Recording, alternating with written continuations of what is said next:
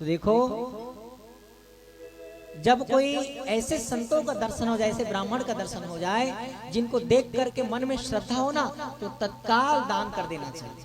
कुछ ना कुछ जो भी अब हमसे बन पड़े वो तत्काल दान करना चाहिए। ऐसे ब्राह्मण जिसको देखने मात्र से श्रद्धा उत्पन्न हो जाए, या जिनकी तेज में कपोल में ब्रह्म तेज दिखे, ऐसे ब्राह्मण जब दिखते हैं तो उसको शुभ अवसर समझ करके उनको कुछ न कुछ दान करना है। उसके लिए तिथि और मुहूर्त देखने की भी आवश्यकता नहीं है। तो कहा कि मैं आपको सब कुछ देना चाहता हूं, धन दौलत रुपया पैसा भूमि गांव, आप जो कुछ मांगे मैं आपको देने के लिए तैयार हूं। चुपचाप कान में जाके क्या बोलेंगे, ब्रह्मचारी जी अगर बोलोगे ना विवाह करना है तो आपके लिए मैं विवाह के भी प्रबंध कर दूंगा। अब सबके सामने थोड़ी बोलते, बाल ब्रह्मचारी आया है और उनको कैसे विवाह हुआ, कान में जाकर के चुपचाप फुसफुसाते हुए बोले, यदि आप बोलोगे तो मैं आपके लिए कन्या का भी प्रबंध कर दूंगा विवाह के लिए। भगवान मन ही मन सोच रहे थे ये राजा बड़ा प्रसन्न हो रहा है, अभी सब लूट के ले जाऊंगा ना तो रोने लगेगा। तो कहा कि अच्छा आपका नाम बलि है क्या? तो बलि बोले हाँ हाँ हाँ प्रभु, मेरा ही नाम बलि है। राजन, आप ब्राह्मणों के बड़े भक्त लगते हैं। यही नहीं, आपके पिता विरोचन भी ब्राह्मणों के भक्त थे। उनके पिता प्रहलाद जी भी भगवान के बड़े भक्त थे। उनके भी पिता ब्राह्मणों की भक्ति किया करते थे, उनको दान दक्षिणा देते थे। आपके वंश में ब्राह्मणों की सेवा होती आई है, इसमें आश्चर्य नहीं है कि आप मुझसे यह प्रिय वाक्य बोल रहे हैं, आप मेरी सेवा करने के उद्यत हुए, इसमें आश्चर्य की बात ही नहीं। पर बोला कि अब तुम दान लेने को बोलते रहे हो, परंतु मेरा एक नियम है कि मैं कभी किसी से दान नहीं लेता। ये मेरा एक छाता है ना, और मेरा एक शरीर है, बस इसी छाता में मैं रहता हूँ, यही मेरा सब कुछ है। जहां मन लगता है वहां बैठ जाता हूँ, भगवान की भजन कर लेता हूँ, चिंतन कर लेता हूँ। अब तुम्हारे चक्कर में मैं अपना नियम तो भंग नहीं कर सकता।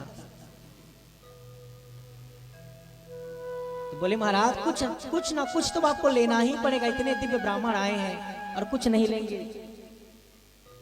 थोड़ी चलेगा।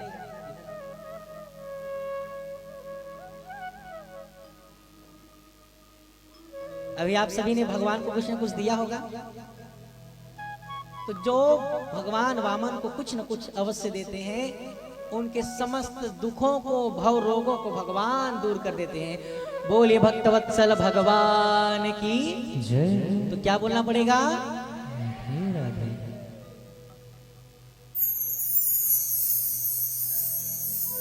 भगवान बोले राजन बाल ब्रह्मचारी हूं, क्या लूं, वर्षा आती तो छाता ओढ़ लेता हूँ, एक छतरी था भगवान के पास, ये ओढ़ लेता हूँ।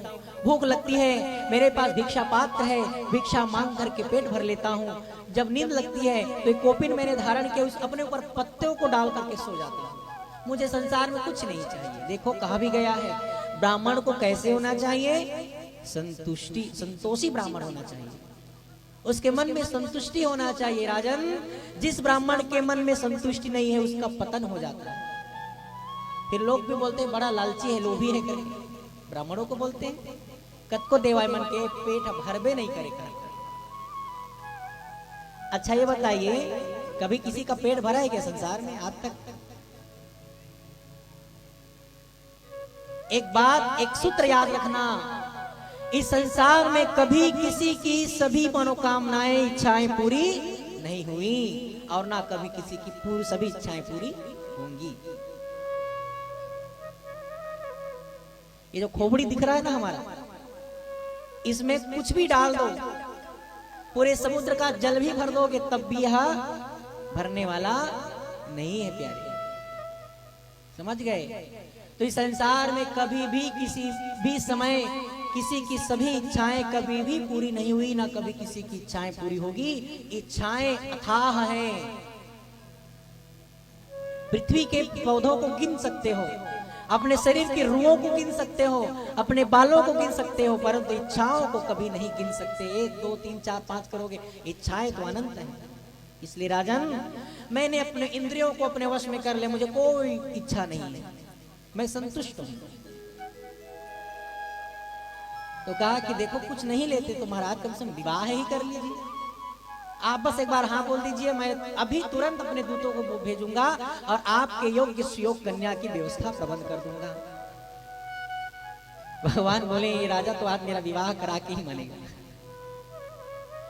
देखो विवाह के बंधन मुझे मत डालो, क्यों? विवाह होने के बाद मनुष्य को रोना पड़ता है। कौन को रोए हो जी शादी के बाद? शादी के लड्डू खाए वो भी बचता है, नहीं खाए वो भी बचता है। बोले बाके बिहारी लाल की। तो विवाह बंधन में मत डालो, आखिर में विवाह के बाद गृहस्थी में रोना पड़ता है। तो बलि राजा विचार करने लगे, प्रभु आपका मैं यहाँ खंडन करता हूँ। विवाह के बाद तो जीवन बदल जाता है, संसार विवाह से ही तो आगे बढ़ता है जी। गृहस्थ आश्रम को सबसे श्रेष्ठ कहा है, आप उसी गृहस्थ आश्रम को दुखदाई कह रहे हैं। तो कहा चलो ठीक है, मान तो लेता हूँ, कर लेता हूँ विवाह। अच्छा ये बताओ, ब्राह्मणी आएगी तो रहेगी कहाँ? उसकी चिंता आप मत करिए, मैं आपके लिए स्वर्ण का महल बनवा दूंगा, आप स्वर्ण के महल में रहना अपनी पत्नी के साथ। अच्छा ठीक है, पत्नी आएगी तो 2-4 बाल गोपाल तो होंगे, 5, 6, 7, 8, 9, 10 कुछ भी तो होंगे। तो बलि बोलने लगे, महाराज वो तो आप जानो, हम क्या जाने, कितने बच्चे लोग आप समझो, उसके बारे में तो कुछ नहीं बोल सकता। हाँ चलो ठीक है, बाल गोपाल तो हो जाएंगे, व्यवस्था भी हो जाएगा रहने का, उनका खाना। तो पढ़ने लिखने की तो हाँ, मेरे दादाजी का यूनिवर्सिटी था ना, परदादी जी का हिरण्यकशिपु महाविश्वविद्यालय, इसमें उनकी पढ़ाई की व्यवस्था कर देंगे। चलो पढ़ाई की भी व्यवस्था हो गई। अच्छा ये बताओ, 5-6 जो पुत्र होंगे उसमें किसी की मृत्यु तो होगी कभी ना कभी। बोले महाराज मरना तो एक दिन सबको, मैं भी मर जाऊंगा, सब मर जाएंगे। तो मरने के बाद होता क्या है? रोना पड़ता है। तो बलि बोले महाराज रोना तो आपको ही पड़ेगा, पैसे देकर किसी को रोने को थोड़ी बुलाऊंगा जी मैं। आजकल ये भी चलन में आ गया है, देखने को मिलता है, लोग पैसे दे रहते हैं किसी को रोने को बुलाने के लिए। पिता मर गए, अब धन चलो भी है पुत्र, तो रोएगा नहीं, तो दिखावा नहीं करेगा तो लोग गाली देंगे, कैसा पुत्र है, माता पिता के मरने के बाद रोता भी नहीं है, तो 2-4 लोगों को पैसा दे देता है, मेरा मित्र है, ऐसा है वैसा है, बुला करके उसी को जोर जोर से रुलाने लगता है। कलयुग में ना सब संभव है, देखते रहते हैं, ऐसा नहीं कि कलयुग में कुछ भी असंभव ना हो, सब संभव है।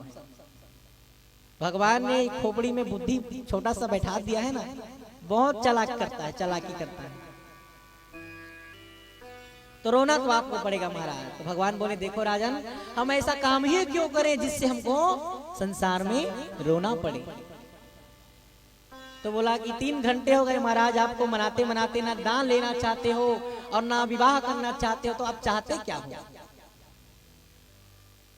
तो भगवान बोले देखो अब तुम जिद ही कर रहे हो तो ठीक है, नियम भी ना टूटे और तुम्हारी मनोकामना भी पूरी हो जाए, इसलिए मैं तुमसे कुछ दान मांग रहा हूं।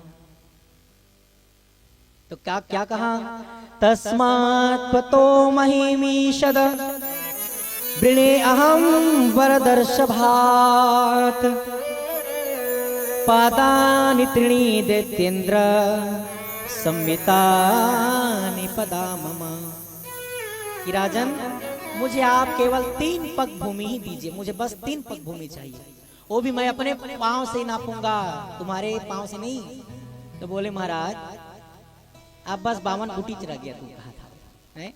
मांगना भी नहीं आया आपको, 3 पग भूमि का करोगे क्या? छोटे से भगवान, छोटे से जिनके चरण, और 3 पग भूमि कितना आएगा जी? अब वो तो भगवान जानते थे कि मैं विश्व रूप परमात्मा हूं, बलि को तो पता नहीं था कि भगवान ही है करके। तो बलि ने कहा कुछ और मांग लीजिए महाराज, 3 पग भूमि से आपका क्या होगा? भगवान बोले बलि देखो आज तुम मुझे 5 गांव दे दोगे, 7 गांव दे दोगे, 10 गांव, 12, 15, 50, और फिर मेरी इच्छाएं बढ़ती जाएंगी और इच्छाएं बढ़ती जाएंगी, तो इच्छाओं का तो अंत नहीं है, तो संपूर्ण संसार को दे पाओगे क्या? इसीलिए बस मुझे 3 पग भूमि चाहिए जिस पर मैं बैठ सकूं, नींद आए तो सो सकूं, समय हो तो मैं भगवान का बैठ के भजन कर सकूं। मुझे 3 पग भूमि के अलावा कुछ नहीं चाहिए। तो बोले ठीक है भाई, अब जैसी आपकी इच्छा, जैसा आप चाहते हो मैं आपके अनुसार आपको 3 पग भूमि देना चाहता हूँ, तो नाप लीजिए जहां भी आपको मन लगे। तो ऐसे नहीं, ब्राह्मण कुछ भी लेते हैं तो हम संकल्प कराते हैं। गंगा जी जाओगे ना तो वहां पर पंडित लोग संकल्प करवा देते हैं धान चावल का। तो बोले महाराज हम तो यहाँ कहाँ लेके आएंगे गंगा जी? अरे हम आएंगे ना लेने, संकल्प करा देते हैं। सेठ जी बोलता है कि महाराज पैसा कौड़ी नहीं रखा हूँ, तो संकल्प ले लो, बाद में भेजवाते रहना कहीं से। अब तो फोन पे का जमाना है, पेटीएम का जमाना है, गूगल पे सब हो जाता है, बैठे बैठे कहीं भी रहो। तो बोले संकल्प ले लो, तो क्या ब्राह्मण रूपाय वामनाय इमाम त्रीणि पदानि पृथिवीम अहम संप्रददे। शुक्राचार्य जी ने देखा कि ब्राह्मण कुमार जो है बार बार संकल्प लेने को क्यों कह रहा है, बार बार जिद कर रहा है संकल्प लेने का। ध्यान लगा के देखा तो क्या साक्षात भगवान नारायण वामन के रूप में आए थे। बलि को बुलाए, इधर आओ। बोले बलि क्या बात है गुरुदेव? देखो उस ब्राह्मण के साथ तुम्हारी जो वार्ता हुई सबको भूल जाओ, उनको बोल दो कि मैं आपको कुछ नहीं दे सकता, दान लेने देने की कोई बात ही नहीं, जाओ उसको जा करके से बोल देना। तो बलि बोले महाराज मैंने संकल्प ले लिया है, यदि दान देने का संकल्प लेकर के दान नहीं करता तो मुझको अपकीर्ति लगेगा। लोग बोलेंगे 3 लोक का मालिक, त्रैलोक्य की संपत्ति जिसके अधीन था, ऐसा राजा बलि एक ब्राह्मण के 3 पग भूमि को नहीं दे पाया। शुक्राचार्य बोले जिसको तू साधारण ब्राह्मण मार रहे है ना वामन, वो वामन नहीं तिरपन है तिरपन है वो। बोला एस वैरोचने साक्षात् भगवान विष्णुरव्ययः कश्यपाददितेर्जातो देवानां कार्य साधकः। देवानाम कार्य साधकः, देवताओं के कार्य को सिद्ध करने के लिए स्वयं अविनाशी भगवान विष्णु ही माता अदिति के गर्भ से जन्म लिया है उन्होंने। वे विश्व रूप परमात्मा है। तुमने 3 पग भूमि का दान का संकल्प लिया है ना, एक पैर से पूरे नीचे स्वर्ग आदि के जितने लोग हैं नीचे उन सबको नाप लेंगे, दूसरे ऊपर के सभी लोकांतरों को नाप लेंगे, संपूर्ण ब्रह्मांड 2 पग में ही नाप लेंगे। देने के लिए तीसरा पग कहाँ रखवाओगे? तो बोला कि महाराज वेद वेत्ता आप महागण महाब्राह्मण संत महापुरुष, आपके जैसे ब्रह्मज्ञानी भी जिन भगवान यज्ञ नारायण की आराधना करके, उन भगवान विष्णु की आराधना करके उनको प्रसन्न करते हैं, आज वहीं स्वयं भगवान नारायण मेरे द्वार पर आए हैं और उनको मैं कैसे झूठ बोल दूं कि मैं आपको दान नहीं करूंगा। दान ना करने से मेरे पितृ जो है नरक में चले जाएंगे, उनको मैं क्या मुख दिखाऊंगा। आखिर सब यज्ञ जप तप पूजा पाठ भगवान नारायण की प्रसन्नता के लिए ही तो किया जाता है। कभी विचार किया कि हम लोग जो पूजा पाठ करते हैं वह हमारे लिए ही है कि हम भगवान के लिए करते हैं? जितने भी यज्ञ के साधन हैं, जप के साधन हैं, पूजा के साधन हैं, जो कुछ भी है, जो धार्मिक कृत्य हम करते हैं, वे सभी भगवान की प्रसन्नता के लिए किया जाता है।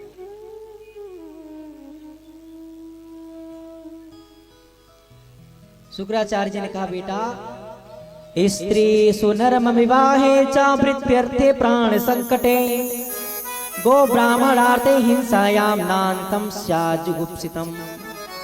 6 जगह में झूठ बोलने पर पाप नहीं लगता है। कौन कौन से? अब इसका मतलब ये नहीं कि झूठ बोलते चले स्त्री के साथ बात करने में, अब ऐसा नहीं कि अपनी पत्नी से बस झूठ बोलते रहो 24 घंटा। कुछ ऐसी बात जो माताओं को बताने योग्य ना हो, क्योंकि माताओं का हृदय कोमल होता है।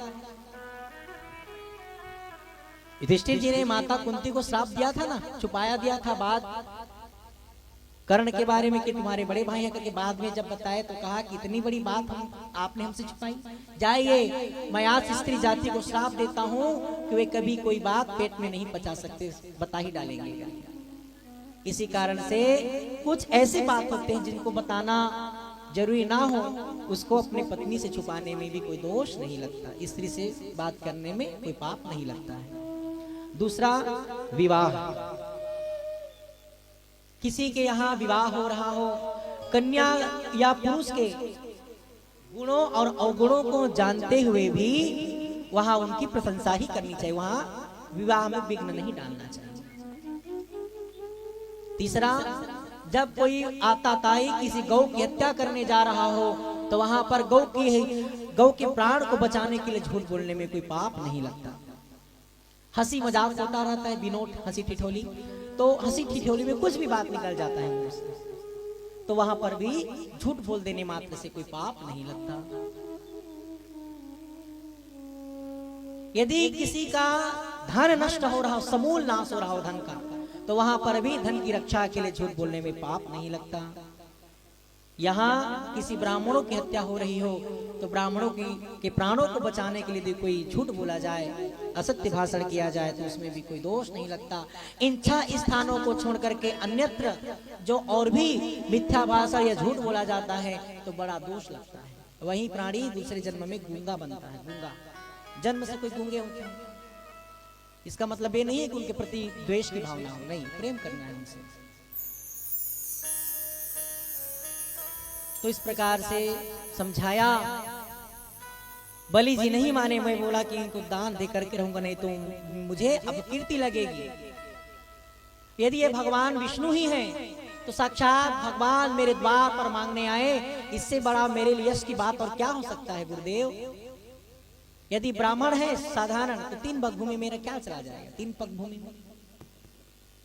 तो गुरु की बात को तभी मानो जब वह शास्त्रानुकूल हो। गुरु बनाते क्यों है, हमें भगवान की प्राप्ति हो जाए, इसलिए यदि भगवान से दूर कर दे उस गुरु को त्याग देना चाहिए। इस प्रकार गुरु की आज्ञा का उस समय उल्लंघन कर दिया।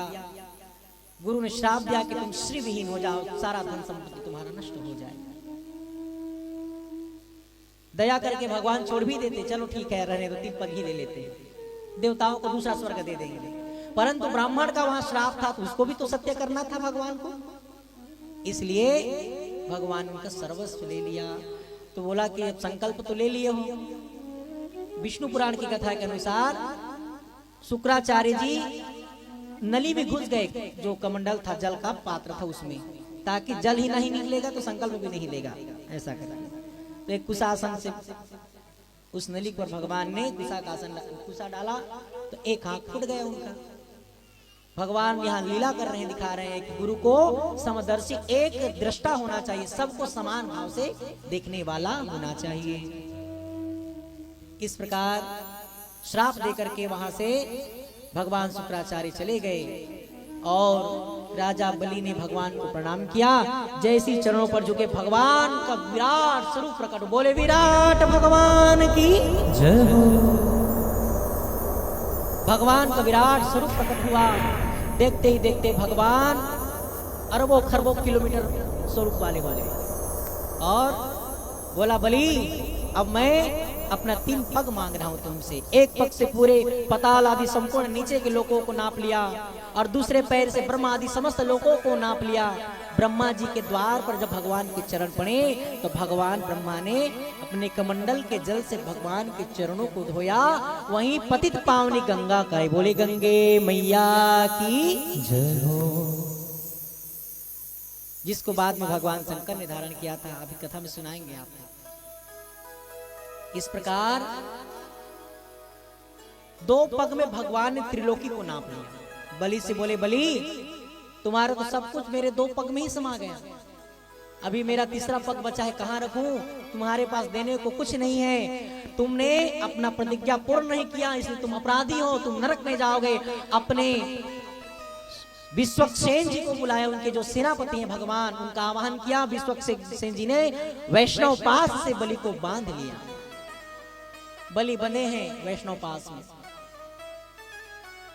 तो बाणासुर को लेकर, बाणासुर पुत्र थे बलि के, बाणासुर को लेकर के बलि की पत्नी आई। बलि को देखा बंधे हैं, भगवान को प्रणाम किया, बोले प्रभु ये मनुष्य कितना दुर्बुद्धि है, वह सोचता है कि सब कुछ मेरा है, यह हमारा नहीं, ये तो सब आपका है प्रभु। हम लोग आरती में भी गाते हैं, मेरा मुझ में कुछ नहीं, जो कुछ है सो तो तेरा, तुझको सौंपता क्या लागे हैं मोह। कहते बस हैं, गाते बस हैं, पर मन में भगवान कहते हैं बस भगवान कहे जो भाई, बाकी सब मोरे चेव देते रहता मनी मनी बोलते हैं ना भगवान। तो बलि की पत्नी ने देखो कितना सुंदर बात कहा कि प्रभु सब कुछ तो आपका ही है। ये पृथ्वी जो है मनुष्यों को देख करके हंसती है और कहती है देखो इन मूर्खों को, इनके दादा परदादा के दादा परदादा, उनके दादा परदादा इस पृथ्वी को मेरा मेरा मेरा कहते कहते मर गए। ये मूर्ख अभी भी कह रहे कि मेरा है, ये भी मर जाएगा। अब पता नहीं कब तक लोग मेरा मेरा कहते मर जाएंगे, और इनको इतना भी समझ नहीं कि मेरा मेरा कहने वाले तो मर गए और मैं आज तक वहीं रही। विचार करिए, जिस घर में अभी हम हैं उसको पहले हमारे पिताजी ने अपना कहा, उसके पिताजी ने अपना कहा, उसके पिताजी ने अपना कहा, इस तरह से कई हमारे पुरखों ने अपना कहा। पृथ्वी आज भी वही है, घर आज भी वही है, मेरा कहने वाले मर गए और ऐसी आने वाले मेरा कहने वाले भी चले जाएंगे। पृथ्वी में कोई असर पड़ा क्या? वो तो वही रहा, धन संपत्ति वही रह गया, मेरा कहने वाले चले गए। पृथ्वी देख के हंसती है कि कैसे दुर्बुद्धि है पृथ्वीवासी करके। बंधुओं, इस प्रकार से जब बोल ही रही थी महारानी, तो कहा देखो महाराज, दान देना धर्म का कार्य है, उसके पश्चात दक्षिणा देना पड़ता है ना, दक्षिणा के बाद भूषी दक्षिणा देना पड़ता है। महाराज भूषी दक्षिणा काबा लेता जी, ये तो नदेदार नहीं दक्षिणा। भूषी दक्षिणा देने में यदि कुछ न्यूनता रह गई हो, ब्राह्मण हो सके असंतुष्ट हो दक्षिणा से, इसीलिए कुछ और अधिकता करके आपको न्यून दोष के परिहारार्थ आपको दक्षिणा दे रहे हैं, इसी भूषी दक्षिणा कहा गया। महाराज लोग नहीं करते हैं, वो नियम है दक्षिणा देने का, भूषी दक्षिणा देने का। तो बंधुओं, इस प्रकार कहा भगवान कहां 3 पग लेने आया था, ये तो दक्षिणा भूसी दक्षिणा भी निपटा दी मेरे को, अभी 3 पग और बचा है, अब कहां से देगी? तो महारानी बोली प्रभु ये बताइए, दान लेने वाला बड़ा है कि दान देने वाला? तो बोले कि दान देने वाला बड़ा होता है, तभी तो दान कर रहा है जी। और लेने वाला वो तो छोटा होता है, याचक होता है, वो लेने वाला है। तो ऐसा करिए, अभी 3 पग आपको देना है ना, 1 पग महाराज के सिर पर रखिए, दूसरा पग मेरे सिर पर रखिए, तीसरा पग मेरे पुत्र बाणासुर के सिर में रखिए। इस प्रकार से भगवान ने क्रम से तीनों के ऊपर में अपना अपना सिर रखा। देवताओं ने पुष्पों की वर्षा की, धन्य है राजा बलि, धन्य है राजा बलि, उसका पूरा परिवार। भगवान प्रसन्न हो गए। वहां पर प्रहलाद जी महाराज प्रकट हुए, कहा कि प्रभु आपने मेरे पौत्र का उद्धार कर दिया, मेरे कुल का उद्धार कर दिया, मैं कितना ही आपका गुणानुवाद को गाऊं, मेरी जीवा असमर्थ है। भगवान को प्रणाम किया। भगवान कहने लगे प्रहलाद, ये तेरा जो नाती है ना, तेरा पौत्र है, ये तो तुमसे भी बड़ा ज्ञानी निकला। पूरे खानदान में ज्ञानी ही भरे पड़े हैं, विरोचन भी वैसे ज्ञानी थे। तुम्हारा पिता तो ज्ञानी तो था, परंतु आसुर वृत्ति का था, तो भगवान का भक्त था पूर्व जन्म में। जय विजय, तुम्हारे पूरे कुल परिवार में ज्ञानी ही जन्म लेते हैं। ऐसे ही महाराज बलि भी परम ज्ञानी है, जो वरदान मांगना है मांग लो। अब भगवान सम्मुख खड़े हो, संसार की क्या वस्तु चाहिए जी बताओ? तो कहा है प्रभु वरदान देना ही चाहते हो तो इतना वरदान दीजिए, मैं जहां कहीं भी रहूं, द्वार खोलूं, महल से बाहर निकलूं, तो बस मुझे आपका ही दर्शन मिले। तो भगवान बोले मुझे चपरासी बनाना चाहते हैं? तो मैंने कहा कब कहा आपको मैं चपरासी बनाऊं? अरे तुम्हारी बातों से तो यही लक्षित हो रहा है। तो बोले ठीक है, तुम्हारे प्रेम के कारण मैं तुम्हारा द्वारपाल बनना भी स्वीकार करता हूँ। कहा कि तुम सुतल लोक में जाओ, वहां राज्य करो, आने वाले अगले मनवंतर में तुम्हें इंद्र का पद प्राप्त होगा। आने वाले मनवंतर में वही जो बलि है, भगवान इंद्र के पद को प्राप्त करेंगे। कैसा दिव्य चरित्र है भगवान का। रंक निवाज करे वो राजा, भूपति करे भिखारी। इंद्र से भी बड़े पद को भगवान ने उनको दे दिया। स्वयं भगवान जिनके द्वार के प्रहरी बन जाए उनको और क्या चाहिए। आज भी भगवान सुतल लोक में बलि के द्वार के पास विद्यमान है और नित्य प्रति दर्शन करते हैं। इस प्रकार से भगवान वामन का अद्भुत चरित्र रहा। जो इस पावन चरित्र को सुनता है उसके जीवन में कभी दरिद्रता नहीं आती और पाप समूह जल करके नष्ट हो जाते हैं। लक्ष्मी जी आई और दर्शन प्राप्त किया, सबने प्रणाम किया।